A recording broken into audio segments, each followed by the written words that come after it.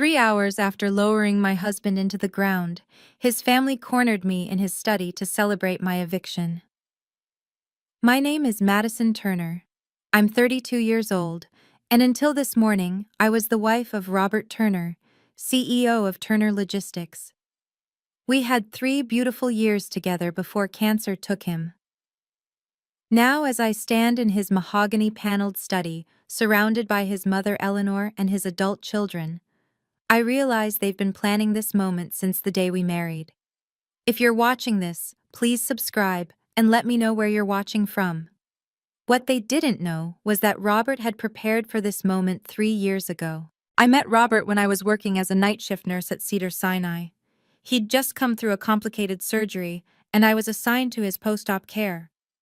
For 2 weeks, we talked about everything: his love for sailing, my dream of opening a clinic for underserved communities, his regrets about being an absent father during his children's childhood. The 26-year age gap meant nothing to us. But to his family? I was branded a gold digger from day one. She saw the Rolex and the private room, Eleanor had whispered at our engagement party, loud enough for me to hear. These nurses know exactly what they're doing. Robert's first marriage to Patricia had lasted 30 years. She'd passed 5 years before we met, and by all accounts, she'd been the perfect society wife. Wellesley educated, from old money, never worked a day in her life. I was everything she wasn't: daughter of a mechanic and a waitress, both gone now, community college educated, and worst of all, in their eyes, I'd actually touched bedpans for a living.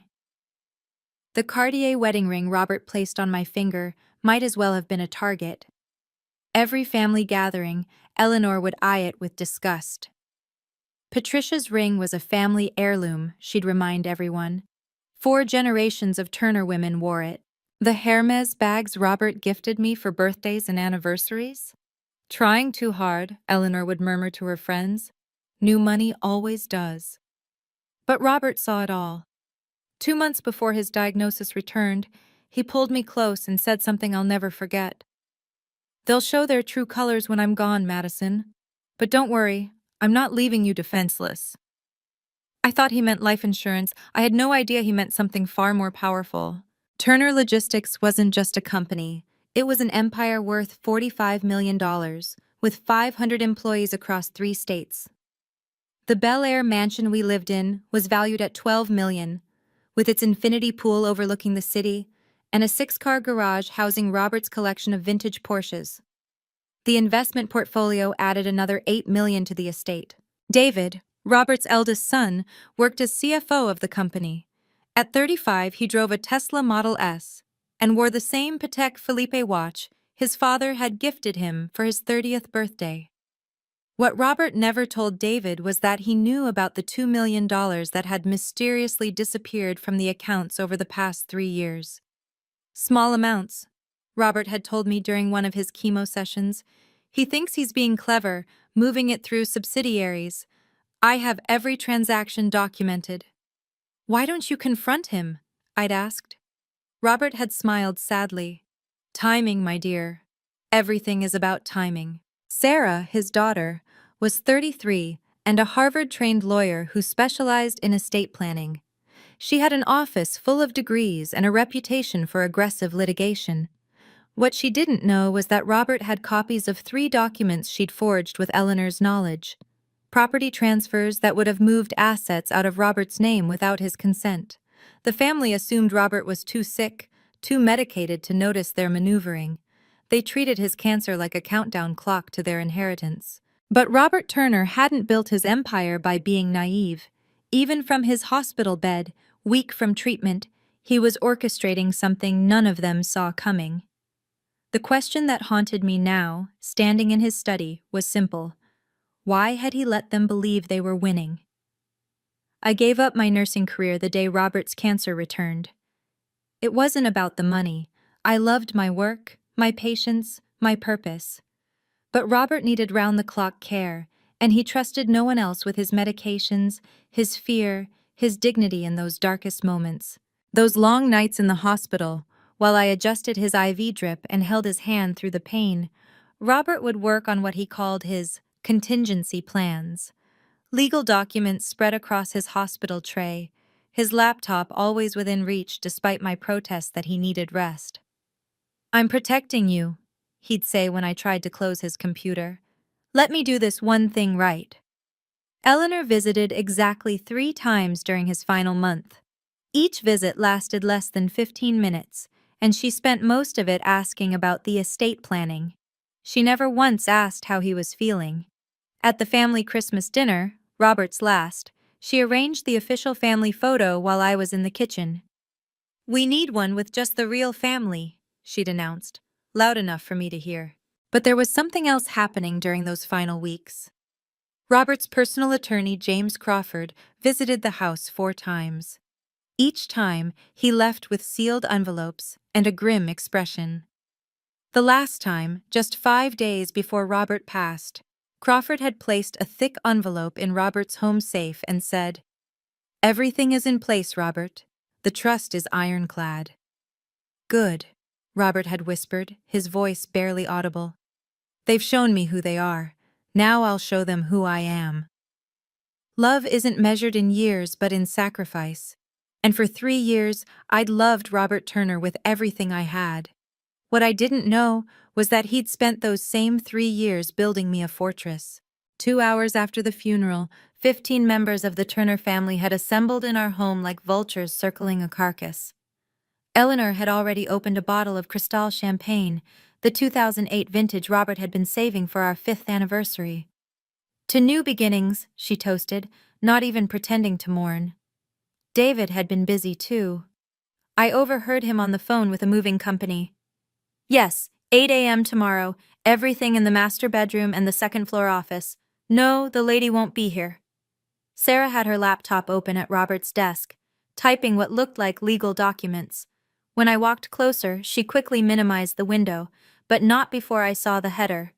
Voluntary departure agreement. The cousins and aunts had begun their inventory. Aunt Margaret was already eyeing the Waterford crystal collection. "Patricia picked these out," she announced to no one in particular. "They should go back to the family. Even the help knows when their shift is over." That's what Eleanor said when she saw me enter the room, loud enough for everyone to hear. The laughter that followed felt like needles in my skin. But the cruelest revelation came when I tried to enter our bedroom, my bedroom, to get my phone charger. The lock had been changed. The locksmith's invoice was still on the hall table, dated yesterday. While I'd been selecting flowers for my husband's casket, they'd been changing the locks on our home. I stood there, locked out of my own bedroom, surrounded by people celebrating my husband's death, and felt something shift inside me. Grief transformed into something else, something colder, more focused. I pulled out my phone and hit record. If they wanted to show their true colors, I'd make sure to capture every shade. Eleanor called everyone into the main living room, standing beneath the oil portrait of Robert's grandfather, the company founder. She wanted an audience for this. "Now that Robert has passed," she began, her voice carrying the authority of a matriarch reclaiming her throne, "it's time to address the elephant in the room. The real Mrs. Turner has always been me. I built this family's social standing while Robert built the business." She turned to me with a smile that could freeze blood. "Madison, dear, you were a comfort to Robert in his final years. We appreciate that. But your services are no longer required." The room erupted in uncomfortable laughter. David stepped forward, emboldened by champagne and greed. "Let's be honest about what this was. Dad was lonely and confused after Mom died. You saw an opportunity and took it. 3 years of pretending must have been exhausting." "She didn't even give him children," Aunt Margaret added. "At least Patricia gave us David and Sarah."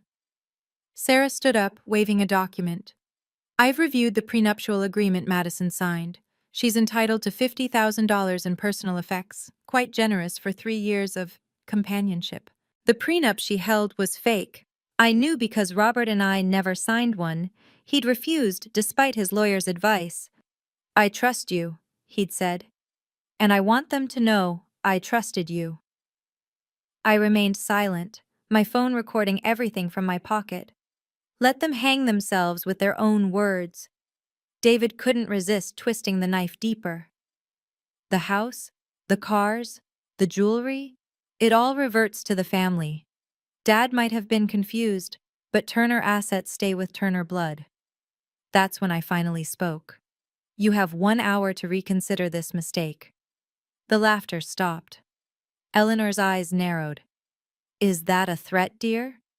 No, I said quietly. It's a deadline. If you've ever been judged for who you love or where you come from, you'll understand what happens next. Sometimes the best revenge isn't anger, it's preparation. Before we continue, hit that subscribe button if you believe in justice, and comment below, what would you do in Madison's position? Now, let me show you why Robert Turner was 3 steps ahead of everyone. Sarah pulled out another document, this one looking more official. Since you want to do this the hard way, here's your formal eviction notice, 24 hours to vacate the premises. Take your nurse scrubs and Target furniture, Eleanor added, her voice dripping with disdain. Leave anything Robert purchased. After all, those were bought with Turner money. David held up his phone. I've already frozen the credit cards this morning. The bank accounts are frozen too, pending investigation into undue influence. Standard procedure when a vulnerable elderly person marries someone so much younger. Security will arrive tomorrow at 8, Sarah continued, clearly enjoying her role as the family's legal executioner. If you're not gone, they'll escort you out. We've booked you a room at the Motel 6 on Sepulveda, 1 night prepaid. After that, you're on your own. The cousins were already discussing who would get what. I'll take the master bedroom, David announced. Sarah, you can have the pool house converted into an office. That's when I said something that made them all freeze. Robert warned me about this exact scenario. He said you'd try to steal everything the moment he died. He also mentioned something about the other will. The champagne glass slipped from Eleanor's hand, shattering on the marble floor. Sarah's face went pale. What other will? The one James Crawford has, I said, heading toward the door. The real one. The one Robert recorded on video with 3 witnesses. The one that includes some very interesting information about David's embezzlement and Sarah's forgery. David stepped in front of me. You're bluffing. I looked him straight in the eye. Your father documented every transaction you made through the subsidiary accounts. $2 million, David. That's grand larceny. The room had gone completely silent. Eleanor's voice cracked when she spoke.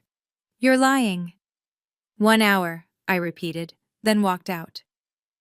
Eleanor's panic lasted exactly 5 minutes before her arrogance returned. She called an emergency family council, summoning every Turner relative within driving distance.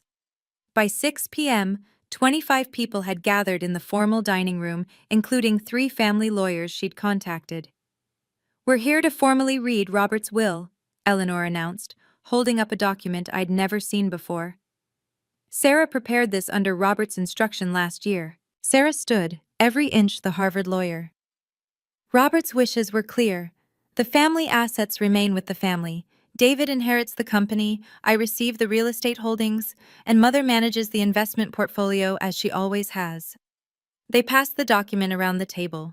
Each signature page was witnessed and notarized. It looked perfectly legitimate, except for one small problem.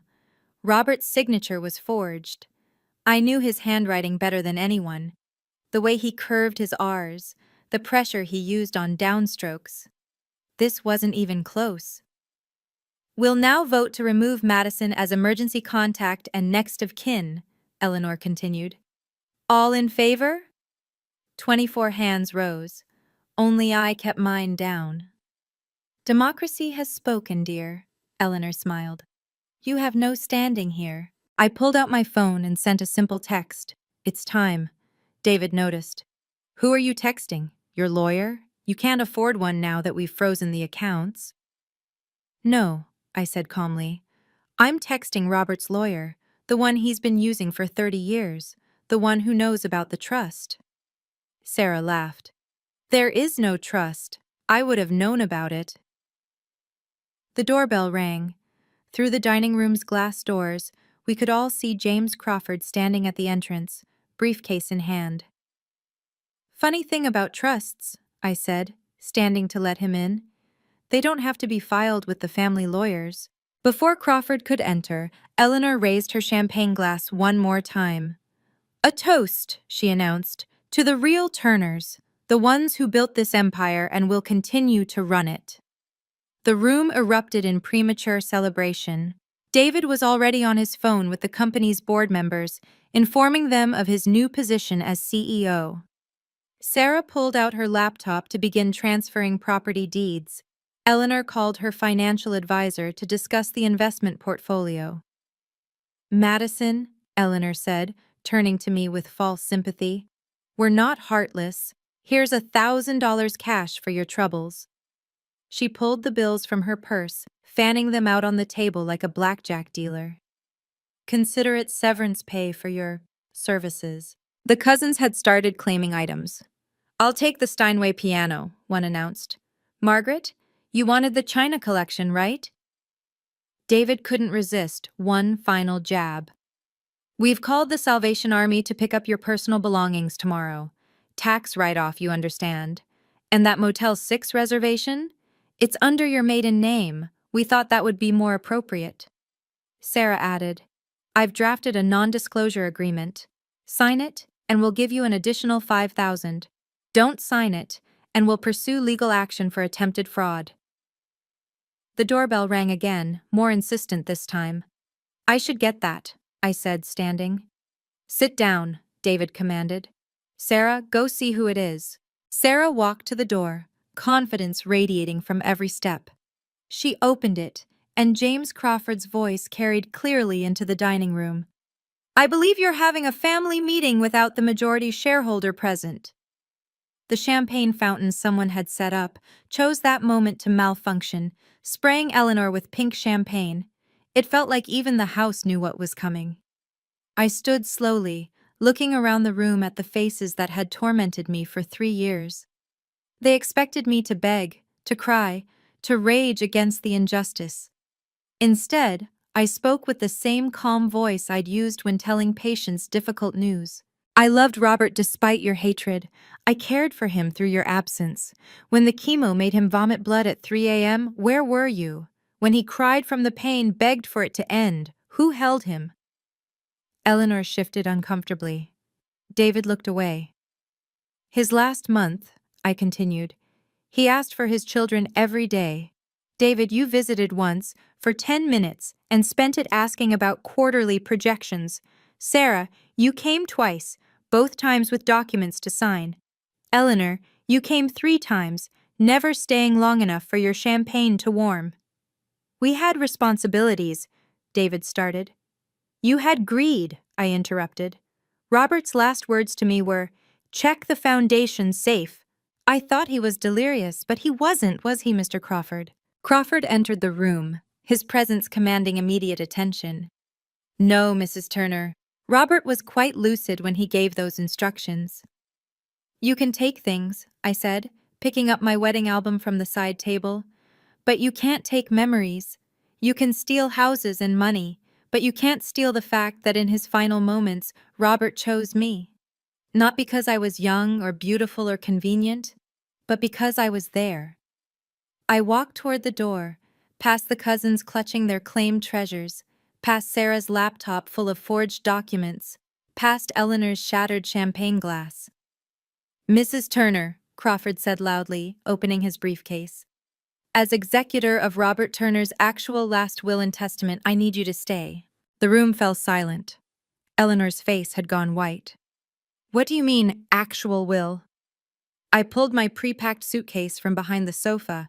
I'd hidden it there this morning, knowing this moment would come. Eleanor immediately rushed over to inspect it, pawing through my belongings like a customs officer. Robert's watch, she said triumphantly, pulling out the Rolex Submariner. This stays here. That's my father's watch, I said quietly. He was a mechanic, remember? Saved for 5 years to buy it, check the engraving. Eleanor turned it over, reading the inscription. To Tommy, love Dad, 1987. She dropped it like it burned her. Sarah grabbed my jewelry box. Let me check these pieces. My mother's costume jewelry, I said. Except for my wedding ring, which I'm keeping. The ring stays, David insisted. It was purchased with Turner money. I slipped it off my finger and placed it on the table. Keep it. It's just metal and stone. What Robert gave me was worth more than diamonds.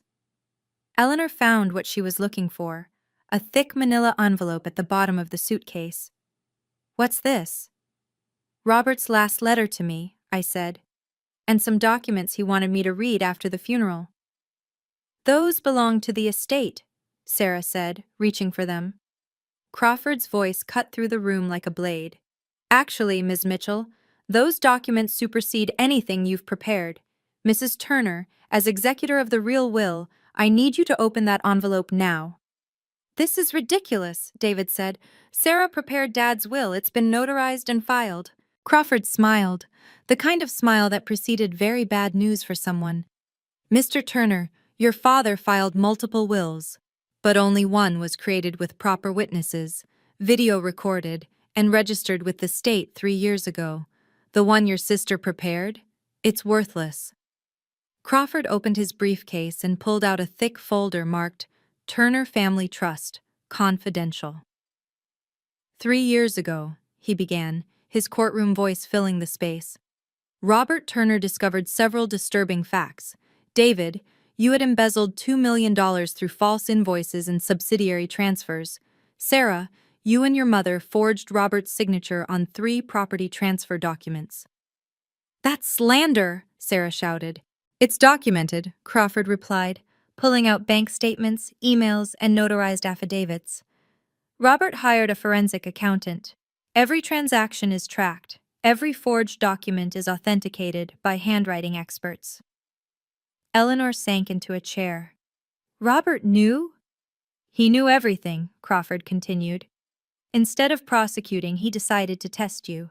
He created an irrevocable trust, moving 51% of Turner Logistics shares into it. Madison is the sole beneficiary and trustee. When? David's voice cracked. When did he do this? 3 years ago, 2 weeks after he discovered your theft. The same week Sarah filed those forged transfers. He said, and I quote from our recorded meeting, "If they'll steal from me while I'm alive, what will they do when I'm dead?" I opened Robert's letter with shaking hands. His handwriting, authentic this time, filled the page. My dearest Madison, if you're reading this at a family meeting, they've shown themselves exactly as I predicted. The trust documents Crawford has are ironclad. You now control Turner Logistics. The house has been in your name for 2 years. Check the county records. My family will contest this, but they can't win. I've documented their crimes too thoroughly. Use this power wisely. You were the only one who loved me without conditions. Now let me protect you unconditionally. This can't be legal, Sarah stammered. Crawford smiled. Your Harvard Law degree should tell you it's perfectly legal, Ms. Mitchell. Robert Turner spent 3 years documenting his family's betrayal while battling cancer. What would you do if you discovered your own blood plotting against you? If this story resonates with you, please share it with someone who needs to hear that justice exists. Drop a comment about a time you stood up to bullies. Now watch how Madison Turner became the most powerful person in the room. I continued reading Robert's letter aloud, my voice steady, despite the tears threatening to fall. To my family, if you're hearing this, you've already tried to destroy the woman I love. David, the $2 million you stole is documented in Exhibit A. Sarah, your forged documents are in Exhibit B. Eleanor, your manipulation of my accounts while I was in chemotherapy is in Exhibit C. David lunged for the papers, but Crawford blocked him. Mr. Turner, I'd advise against that. Assault would only add to your legal troubles. The letter continued. I'm not seeking revenge from the grave. I'm seeking justice. Madison gave up her career to care for me. She held my hand through 12 rounds of chemotherapy. She never once asked about inheritance or money. The prenup Sarah is waving around is a forgery. We never signed one because I wanted you all to know I trusted Madison completely. Eleanor found her voice. This is undue influence. He was sick, medicated. Crawford pulled out a tablet and pressed play. A video filled the screen. Robert in his study, 3 months before his death, clear-eyed and articulate, with 3 witnesses present. Crawford, another attorney, and a court reporter. I, Robert James Turner, being of sound mind and body, do hereby confirm the establishment of the Turner Family Trust with Madison Turner as sole beneficiary. I make this decision freely, without coercion, fully aware of its implications. The video Robert looked directly at the camera. To my children and mother, who will undoubtedly claim I was manipulated. I have stage 4 cancer, not dementia. My body is failing, but my mind is sharp. Sharp enough to see who you really are, and sharp enough to protect the one person who sees who I am. Sarah slumped in her chair. 3 years. He planned this for 3 years. Crawford pulled out document after document, each one another nail in the coffin of their scheme. I've been Robert's attorney for 30 years, he said, his voice carrying absolute authority. I've never seen him more lucid than when he created these documents. The trust is filed with the state, the IRS has been notified, and copies are held in 3 separate locations. He turned to Sarah. Ms. Mitchell, the will you prepared isn't worth the paper it's printed on. Forging a dead man's signature is a felony. The FBI has been notified. FBI? David went pale. For what? Wire fraud, embezzlement, conspiracy, Crawford listed. The forensic accountant Robert hired, he's a former FBI investigator. Case number 2024-7739 has been opened. You have approximately 48 hours before arrests are made. Eleanor stood, shaking. This is our family's company. Robert's father built it. And Robert built it into what it is today, Crawford replied. The company was his to distribute as he wished. He wished it to go to someone with integrity. But the properties, Sarah started. The property transfers you forged? They're void. In fact, they're evidence. The Bel Air house? Robert transferred it to Madison 2 years ago, completely legally. Check the county records. It's all public information you somehow missed while plotting. Crawford pulled out one final document. There's also the matter of the video will. Robert recorded his final testament 2 weeks before his death. Would you like to see it now, or would you prefer to see it in court? The room had become a tomb. 25 members of the Turner family sat in stunned silence, their champagne glasses forgotten, their claimed treasures meaningless. Play it, Eleanor whispered. Play the damn video. Crawford connected his tablet to the 85-inch TV that dominated the room's east wall. Robert's face filled the screen, gaunt from cancer but eyes blazing with determination. He was in his hospital bed, but fully alert, wearing his navy dress uniform, the one he'd asked to be buried in. To my family watching this, Robert began, his voice stronger than it had been in months. I know everything. Every theft, every lie, every forged document. The camera panned to show 3 witnesses, Crawford, Judge Patricia Hoffman, and Dr. Michael Chen, Robert's oncologist. David, you've stolen $2 million over 3 years. Small amounts, clever routing, but I have every transaction. You started the week after I promoted you to CFO. I kept you in position to see how far you'd go. You never stopped. David's Tesla keys fell from his hand, clattering on the marble floor. Sarah, you helped Mother forge transfer documents for 3 properties, including the Tahoe cabin and the Santa Barbara rental. You used your legal knowledge to commit fraud. I have the originals and your forgeries. Your handwriting is on the witness lines. Sarah's Harvard law degree might as well have been toilet paper. Eleanor, my mother, you've controlled this family through manipulation and greed for 50 years. You drove Patricia to prescription pills with your constant criticism. You tried to destroy Madison the same way, but Madison is stronger than you knew. The video Robert lifted a document. This is my real will. Madison inherits controlling interest in Turner Logistics. She is now your boss if she chooses to keep any of you. Then came the killing blow. Blood makes you related. Loyalty makes you family. Madison is my family. You are merely my relatives. The video ended with Robert's final words. Madison, honey, they never deserved you. Now make them deserve mercy. Crawford closed his briefcase with a decisive snap. As of this moment, Madison Turner is the chairman and CEO of Turner Logistics.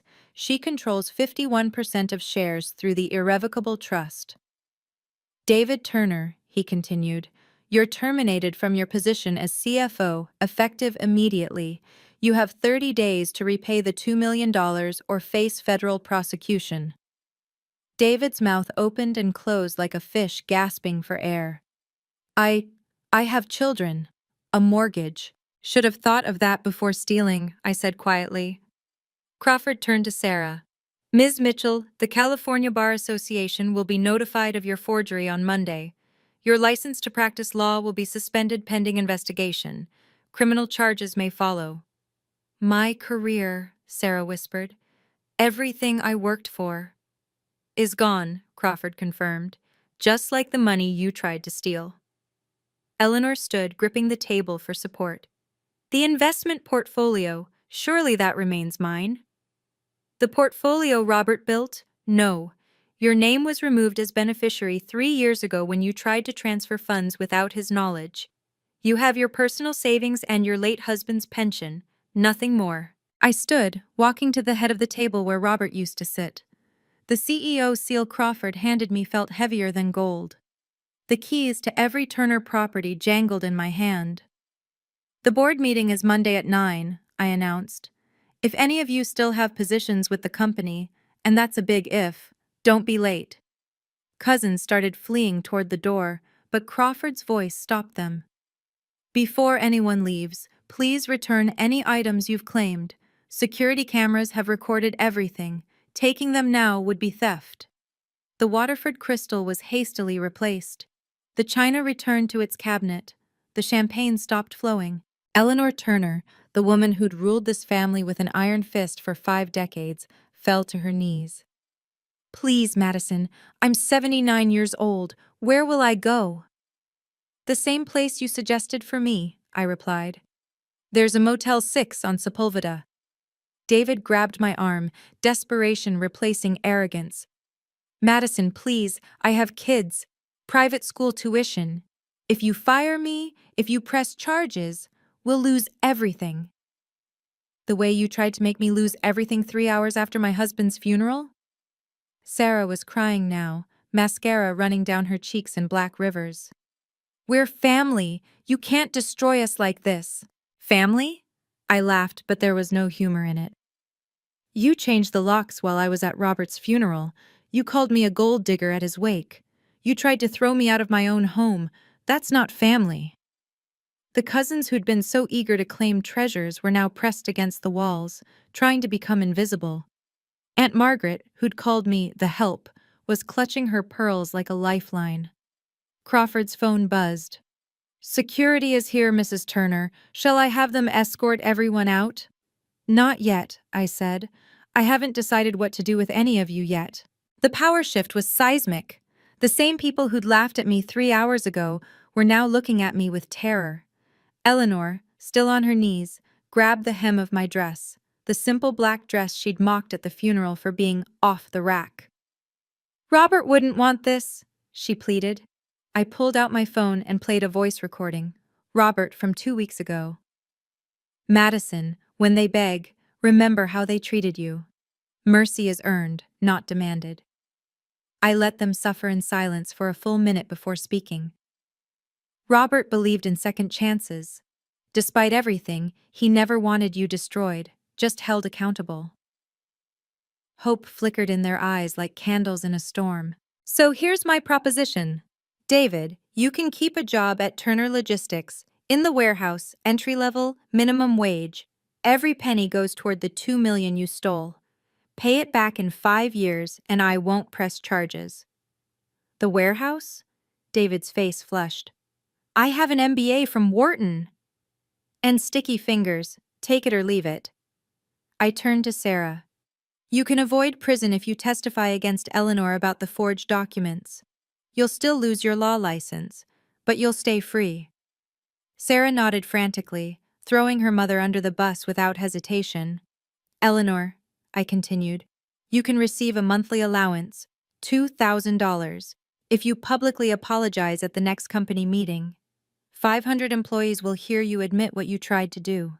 Public humiliation? Eleanor's voice cracked. Public accountability? The cousins and extended family? Return everything you've taken over the years? I have an inventory, and you can attend family events. Otherwise, you're permanently banned from any Turner property. You said you hadn't decided, David protested. I hadn't, but Robert left me guidance. I pulled out another letter. He suggested these exact terms. He knew you'd beg. He also knew I'd be too kind without his advice. Crawford added, you have 48 hours to accept these terms. After that, full prosecution proceeds. One more thing, I announced. $10 million of company profits will establish the Robert Turner Nursing Scholarship, helping people like I used to be. People you call gold diggers, but who actually care for your loved ones when you won't. Monday morning came faster than they expected. The Turner Logistics main conference room was packed with 500 employees, all wondering why an emergency meeting had been called. Eleanor stood at the podium, her usual designer suit, replaced with a simple black dress. Her hands shook as she gripped the microphone. I need to apologize, she began, her voice barely audible. To Madison Turner, our new CEO, and to all of you. I tried to illegally remove her from the company and the family after my son's death. I called her a gold digger. I was wrong. Gasps rippled through the crowd. David sat in the front row, wearing a warehouse uniform with his name tag reading, David, probationary employee. Eleanor continued, each word seemingly pulled from her throat. Madison cared for my son when I couldn't be bothered. She gave up her career while I schemed to steal his assets. She is more family to Robert than I ever was. Local news cameras rolled. The story would make evening broadcasts. Widow wins against greedy in-laws. Turner Logistics under new leadership. Sarah stood next, reading from a prepared statement to avoid perjury. I, Sarah Mitchell, formerly Turner, confess to attempting to forge legal documents to disinherit Madison Turner. I was wrong, legally and morally. The Bar Association representative in attendance took notes. Sarah's career in law was officially over. I took the podium last. Turner Logistics will move forward with new leadership and new values. Integrity isn't inherited, it's earned. Everyone in this company, regardless of their last name, will be held to the same standards. The employees erupted in applause. They'd suffered under David's embezzlement and Eleanor's interference for years. Also, I added, effective immediately, all employees receive a 5% raise, funded by the money recovered from executive theft. The applause became a standing ovation. 6 weeks later, the new order had settled into reality. David punched in at 6 a.m. for his warehouse shift, his soft hands now calloused from handling packages. His supervisor, Marcus, whom David had once tried to fire for requesting family leave, now controlled his schedule. Turner, Marcus called out. You're on loading dock 3 today. The Patek Philippe watch had been sold to cover his children's school tuition. The Tesla replaced with a 10-year-old Honda Civic. Sarah worked as a paralegal at a legal aid clinic in Bakersfield, making $30,000 a year. Her Harvard diplomas sat in storage, worthless paper testimonies to a destroyed career. The FBI had accepted her cooperation deal, but the bar's decision was final: permanent disbarment. Eleanor lived in a one-bedroom apartment in Van Nuys, her monthly allowance barely covering rent and groceries. The woman who once spent $2,000 on a single lunch now clipped coupons. Meanwhile, Turner Logistics thrived. Stock value increased 30% in the first quarter under my leadership. The employees, motivated by fair treatment and better wages, exceeded every projection. But the biggest surprise came during my quarterly checkup. Dr. Chen ran the test twice to be sure. Congratulations, Mrs. Turner, you're pregnant. The IVF treatments Robert and I had done before his diagnosis, The embryos we'd frozen, just in case, had worked on the first try. I sat in Robert's former office, now mine, looking at the ultrasound photo. His portrait watched from the wall, that knowing smile still present. "This child will know their father was a man of honor," I said to the portrait. "They'll know he saw 3 years into the future and protected us both." Crawford knocked and entered with more papers. "The foundation paperwork is complete. First scholarships will be awarded next month." Everything Robert planned had come to pass. The Turner Logistics annual gala was held at the Beverly Hilton, the same venue where Eleanor had once publicly snubbed me at a charity function. Now I stood at the podium, 7 months pregnant, addressing a room of employees, investors, and partners. Revenue was up 40%. We'd landed 3 major contracts that David had fumbled for years. The employee satisfaction scores were the highest in company history. "Success," I told the audience, "is the best response to disrespect." In the back corner, David stood in his server's uniform. He'd taken a second job catering to make his restitution payments faster. He carried a tray of champagne to guests who used to be his peers. One of them, not recognizing him in uniform, handed him $1 tip. Sarah wasn't there. She'd moved to Arizona, starting over where no one knew the Turner name or her disgrace. Her last email had been brief. "I'm sorry for everything." Eleanor sat in the assisted living facility my foundation had partnered with, not the luxury retirement community she'd planned, but clean, safe, and dignified. She'd stopped asking for more money after month 3. The baby shower last week had been small but genuine. My former nursing colleagues, new friends from the business world, and surprisingly, Aunt Margaret, who'd approached me with genuine humility. "I was wrong," she'd said simply. "Robert loved you. That should have been enough for us." I'd accepted her apology. Robert would have wanted that. Crawford presented me with another envelope at the gala, this one happy news. "Robert left instructions for this to be opened at your first company gala as CEO." Inside, a photo of us on our wedding day, and a simple note: "You did it, my love. Now build something beautiful." Standing in Robert's study, my study now, I reflected on the lessons these months had taught me. The room where they'd cornered me after the funeral had become my sanctuary, but I'd changed nothing. Robert's books, his ship models, his father's photograph, all remained exactly as he'd left them. Money doesn't create character, it reveals it. The Turner family had millions before I arrived and millions after Robert died. What changed was who controlled those millions and why. David's theft hadn't been about need. He'd earned $300,000 a year as CFO. It was about entitlement, the belief that the company owed him more simply for being born a Turner. Sarah's forgeries weren't desperate acts, but calculated moves, assuming her legal knowledge placed her above the law. Eleanor's cruelty stemmed from fear that someone from outside her social circle could earn what she'd only inherited. But Robert had seen it all. 3 years of silent observation, documenting their true nature while they smiled at Sunday dinners and holiday gatherings. He'd given them every opportunity to show loyalty, love, integrity. They'd chosen greed instead.